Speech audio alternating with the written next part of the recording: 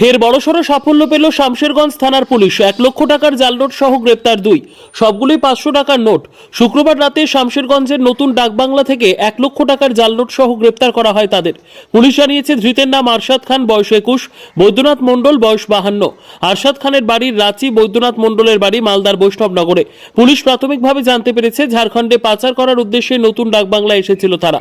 শুক্রবার রাতে নতুন ডাকবাংলা থেকে গ্রেপ্তার করা হয় তাদের কাছ থেকে উদ্ধার হয় 1 লক্ষ টাকার সবগুলোই 500 টাকার জাল নোট। শনিবার ধৃতদের আদালতে পাঠালো পুলিশ। জাল নোট কারবারের সঙ্গে আর কেউ যুক্ত আছে কিনা পুরো বিষয়টি খতিয়ে দেখছে শামশেরগঞ্জ থানার পুলিশ।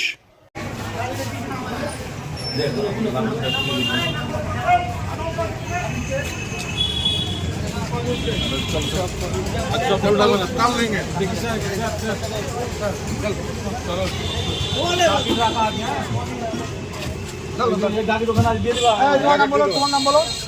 হ্যাঁ কমে হলো তোমার ইয়াজ দিল